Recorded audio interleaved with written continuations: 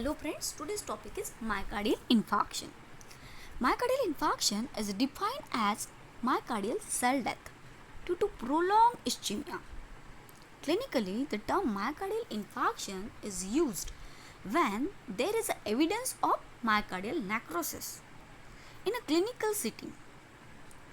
Consists of acute myocardial ischemia, and along with that there is increased cardiac enzyme like cardiac troponin. Incidence of myocardial infarction is higher in developed country. 10 to 25 of all the deaths are caused because of myocardial infarction. Due to the dominant etiological role of coronary atherosclerosis.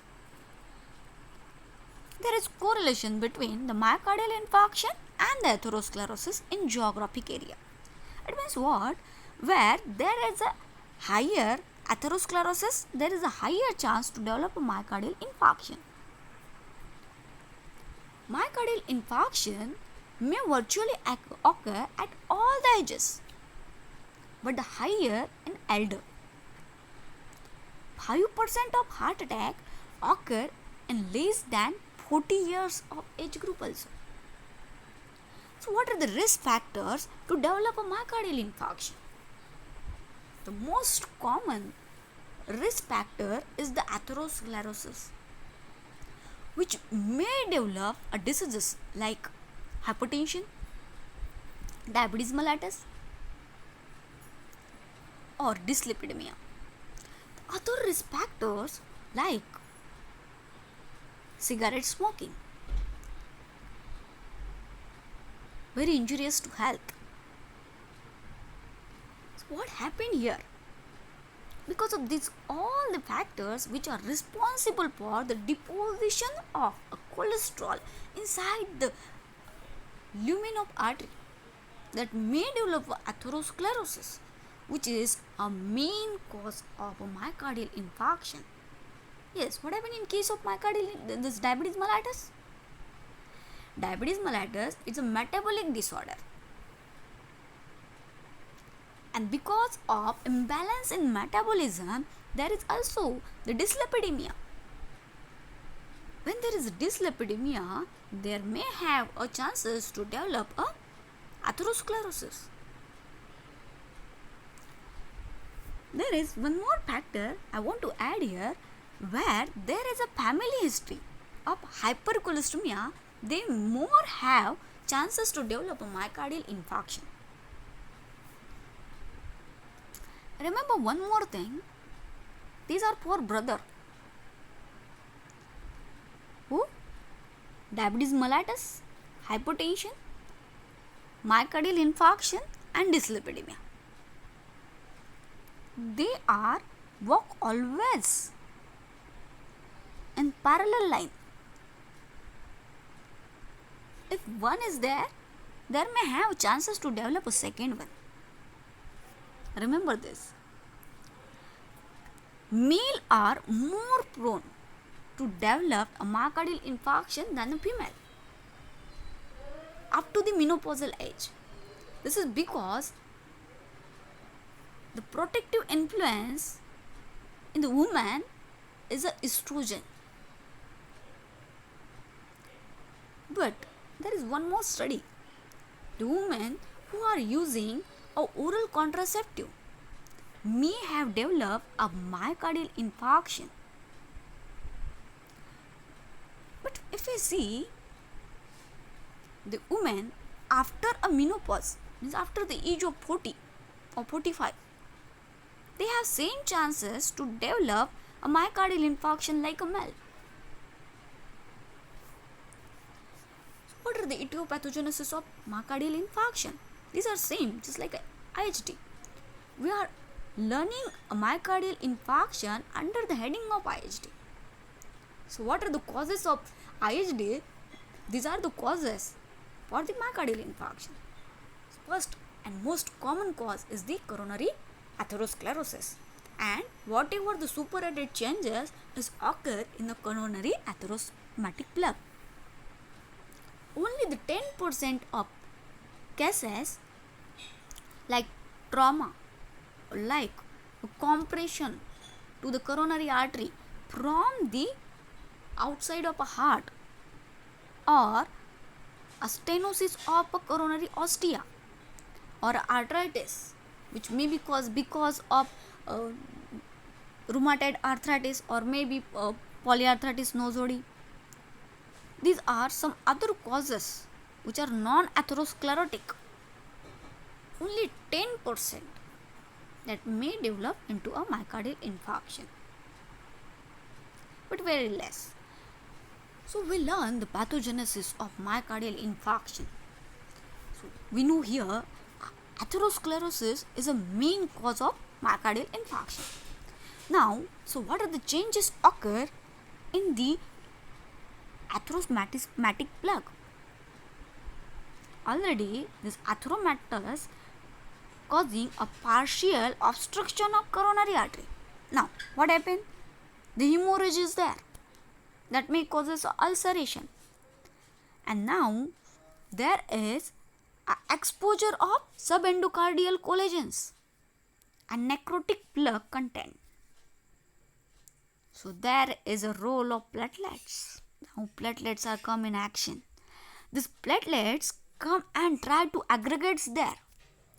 And this aggregation of a platelet which forming there may causes a microthrombi. The small granular content from that place may goes into a circulation where block in the bifurcation of the artery, or maybe in the small arterial branches which causing a microthrombi. Or other thing is that when these platelets are come, these platelets are responsible for the vasospasm. Why? This platelet release the mediator, that is thrombinase A2, which is responsible for the vasospasm. And now, to heal that injury, the activation of coagulative pathway, that intrinsic coagulative pathway get activated and adding a bulk of thrombus. Now this partial occlusion of lumen is now completely obstructed.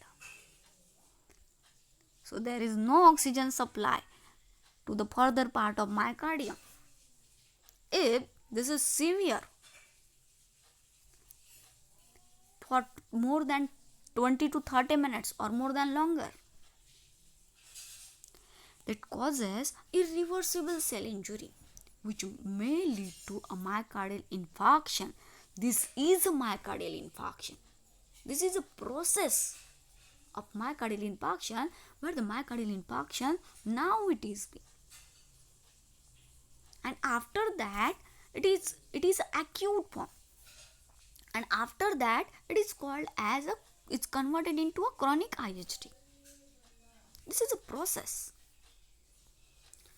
So myocardial ischemia, now you know, is brought about by one or more of the factors, that may be because of diminished coronary blood flow. For example, in case of coronary artery, yes, in atherosclerosis, or a shock, increased myocardial demand because of some exercise or emotions. Now see, this is only two factors. When the demand of heart is not fulfilled and a decreased blood flow from the coronary artery. So these are factors which can cause the ischemic heart disease. We learn in the definition of ischemic heart disease. So what are the types of infarction? According to the anatomical area, anterior wall MI, posterior wall MI is also called as inferior wall MI. We use clinically inferior wall MI rather than posterior wall MI. Lateral wall MI, septal wall MI, and when the circumference is involved, we call it as a circumference. When these are together, that time we call it as a anterolateral or a posterolateral, or we call it as a inferolateral or anteroseptal. Why we call this that, we'll learn in detail. But before that, just see the types of infarction. According to the degree of a thickness of a ventricular wall get involved, the infarct again are of two types: transmural and subendocardial. When we say a transmural infarct, there is a full thickness and solid form, and it is a most frequently occur in a coronary artery, especially where the coronary artery it supplies, the infarct is occur at that site. Here the thrombosis is very common. Now in subendocardial, or we also call it as a laminar infarct. Why it is also called as laminar? Because the lamina get involved here. When these occur in a subendocardial half of myocardium, inner 1/3 or a half, and always in patchy, some in appearance. It is very rare, and it is caused because of a hypoperfusion to a myocardium. And here the circumference is involved. In the circumference it occur. Like that way in transmural, what happened? There is a coronary artery where the coronary artery supplies, that area is get affected. Here the circumference is get affected. So according to the age of infarct, it is newly formed or it is advanced. So it is being acute or a recent or a fresh, or if it is a old infarct or healed infarct or organized infarct. Now the most important thing while learning a myocardial infarction, when you say it is an anterior wall MI or it is a posterior wall MI, this is only clear when you know the heart supply. Coronary artery, it supplies to heart by the two branches which divide into a three. Now see, coronary artery supplies to heart into right coronary artery and left coronary artery. Again, left coronary artery is in the form of left anterior descending coronary artery and left circumflex coronary artery. Whenever we say the myocardial infarction is very commonly occurring left anterior descending artery.